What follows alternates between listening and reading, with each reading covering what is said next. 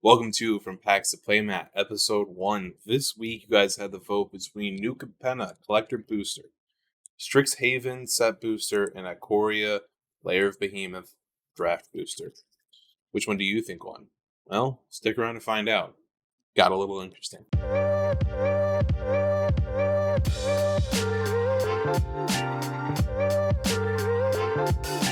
Alright, this week's winner, and we're starting off strong with Ikoria, Lair of Behemoth, Draft Boosters. A little bit of a challenge since it is Draft Boosters, so I'm hoping I don't have to rip a whole box of these open in order to get our first legendary creature, but it is what it is.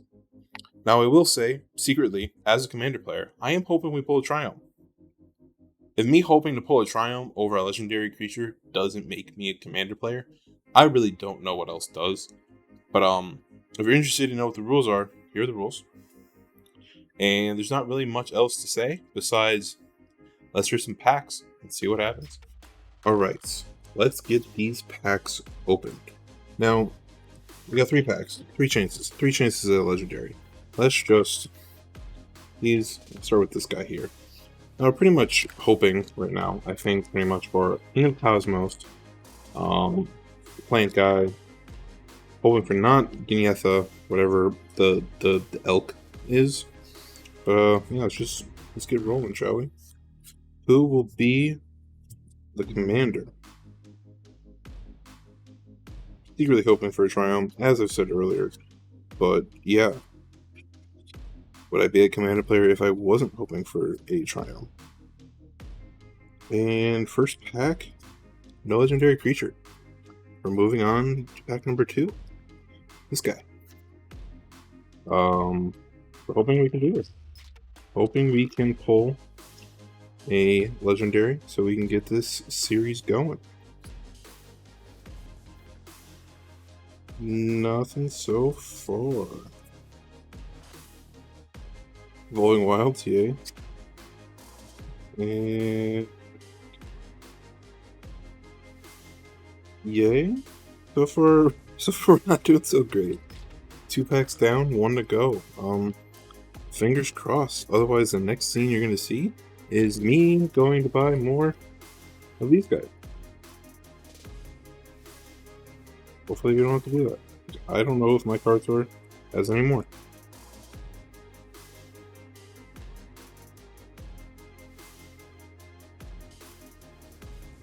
Right.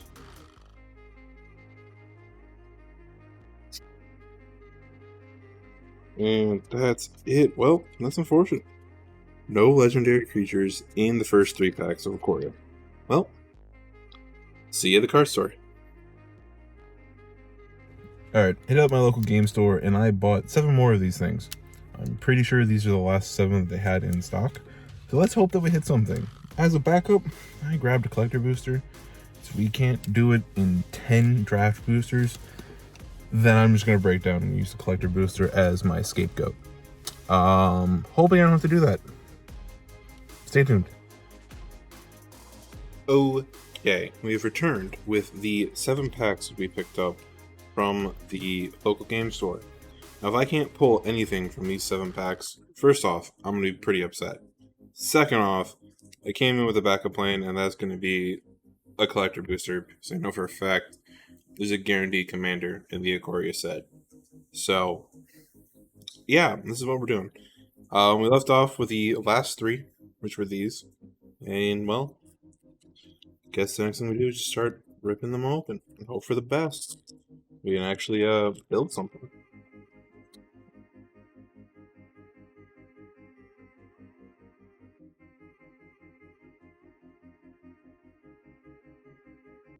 Let's see. It's gonna go pretty quick. Hope that we hit something. Pack 1 was a dud. Look at that. I'm getting mildly worried here. I'm not gonna lie. Pack 2.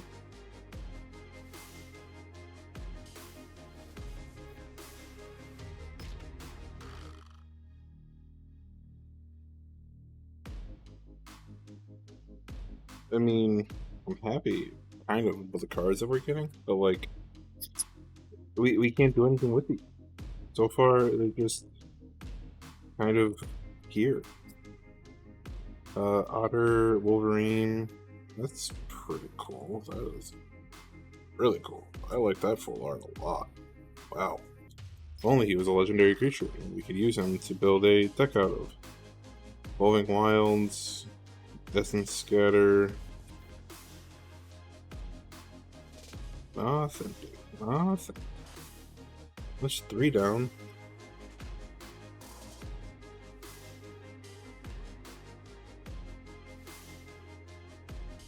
Going to 4, I guess.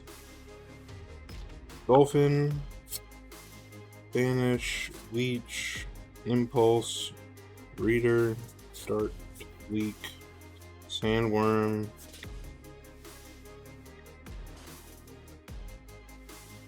Did we just get that one? Is that a double? Did we just hit that back to back? Am I crazy? Yep. Hit that back to back. Okay. Not a legendary creature. Still can't use it. But,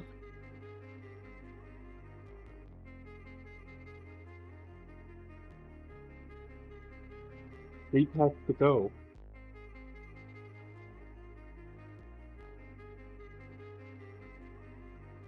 Gust of Wind, Pegarilla, Ambush, Destruction, Fully Grown, Farfinder.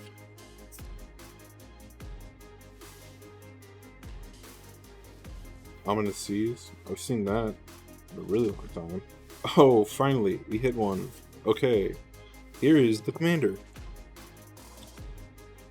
Alright, the deck is built and let's go through it.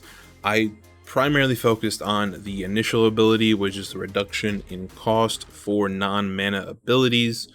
And then I secondarily focused on the pay 1 tap. This creature can't block this turn, with a few sneaky cards to try and hit the opponent and trigger a couple of abilities, but that's kind of a side mission at best.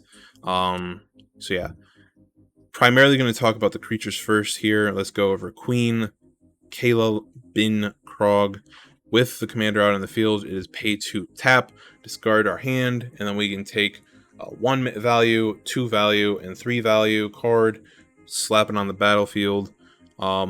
Artifact or creature, that is kind of the stipulation, but it's a pretty cheap quick drops for potentially 6 mana worth for 2. Will you use it or take advantage of all 3 every single time? No, but it allows you to cycle through the deck relatively quickly, and that's kind of what we need with this deck because it's not super fast. So I didn't try and go all out expensive. I tried to keep it relatively tame when it comes to a commander deck. So yeah. Secondly, let's go to Sun's Glory. This guy, he has lifelink, flying, haste, but whenever he attacks, you get experience counter. You create a 2/2 attacking rebel for each experience counter you have. Then you can untap a rebel for 2 and return this guy from the graveyard to the battlefield tap. So it's kind of a little bit of rival and a little bit of an army situation just to protect us in case we need to build while we search for the combos that are inside of this deck. A little bit of a backup. And then we have Bronze-Blooded guy here. This is pretty much a pay 1 flash to save you with a blocking creature if you need to. And then eventually when you get to Devotion 5, you got a 7/6 on the field. And I don't think anybody will ever argue with having a 7/6 on the field. Yeah. So then let's go up to the big one I want to focus on that'll help with the other combos in the future, which is Elena, Kessig Trapper. Essentially tap and you gain the amount of red mana equal to the greatest power among creatures that came onto the battlefield this turn.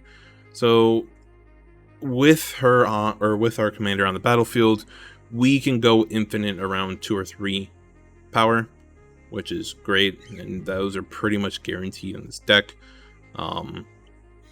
It's nothing's crazy. I don't have crazily overpowered creatures. They're all pretty tame, so as long as our commander's on the field and we have the correct artifacts, we can hit the combos that we need to hit. So let's talk about some of the target cards that'll be used with these combos. First off, we have the obvious one. Let's pump some red X spells to do X amount of damage to our opponent's face and obliterate them and get the game over. Primarily what red does. But it's not the only one, because obviously we're not going to be able to hit all of these red spells. Since they're sorceries, don't really have search in this deck for it. We do have a little bit of search with Gamble, so if you had Gamble, you could risk it for a biscuit. And then we also have Enlightened Tutor to pull an artifact or enchantment out to help us with the end game win con. A little bit of control with Mana Tithe, Swords to Plowshares, and Path to Exile. But yeah. So those are kind of the control win con targets. We do have a situation where we can go win con with this guy, paying X to create however big you want this guy, and then remove him to deal damage to target creature or player. So pump this guy, kill the opponent by removing 1/1 counters. And the big situation we're aiming for is Staff of Domination. With our commander on the field, this gets pretty powerful, because a lot of this drops down, so untapped target creature becomes 1, and that's primarily what you would use with this, with Elena, if you're in that situation. You could also go infinite life with this as well, by tapping it, untapping it, and essentially just giving your life infinitely if you have infinite mana, which you can also generate with Basalt Monolith and your commander, because you tap, generate 3, pay 1 of it to untap, so you're profiting 2 each time you do this. Yeah, so that's a situation that we can enter into and generate infinite mana. Umbrella Mantle, you can generate infinite mana with Elena. Encyclopedia, support card, pay 1, draw a card if you have your commander out, always good. And then you have your basic Arcane Signets, stuff like that. It is a support card. If you need it, Phyrexian Processor, pay 2 with your commander, XX, however much health you want to give up. So if you generate a bunch of health, you can generate a massive creature and just end the game, right? Eventually. There's no way to give it trample in this deck, so they would have to be pretty open for this to work. Just an idea. Just an extra way to help end the game. Dawn of Hope, Mobilization, cheap 1/1 to put onto the field. One gives Vigilance to all of them, and then the other one creates ones with lifelink. Yeah, so whenever you gain life, you may pay 2. If you do, you draw a card. So there's also a little bit of draw here, because we're going to need draw. We're going to need to get through this deck pretty quickly. There's not a lot of search, and card draw is always powerful. Test of Endurance is just a win con, so if you go infinite with life, then you hit 50, you win the game. Just a little extra slip in there to kind of enter into these combos with. You get your basic land, shuffle. The only ones really of note are the extras, so like give somebody Double Strike, or create 1/1s. There's nothing crazy here. Ultra mana. That's about it. And then finally we'll talk about our Planeswalkers that we entered into here, which is going to be Scrap 7, Savant, and then Karn. Draw, discard 2, draw. Can't complain about that. Neg 2, return artifacts, kind of artifact protection here, and you get your emblem for artifact protection as well. And then Karn, Living Legacy. This is mana into mana dump. If you can mana dump into his neg 1, or you get to 7 and you can tap and untap. Where is it? You can tap and untap Staff of Domination and infinitely do damage if you can hit and generate a bunch of mana, and then dump that mana into constantly tapping and untapping Staff of Domination for hits. So yeah, that's kind of the target. These are the win cons that I aim for and the combos that I aim for. It's not a horrible deck, and I feel like it could probably do decent amount. So if you want to look at it deeper, give me ideas and suggestions. The comment section will be open, and I will link this down below. So yeah, that's the video. I hope you guys enjoyed. Like and subscribe, and I'll see you guys in the next one.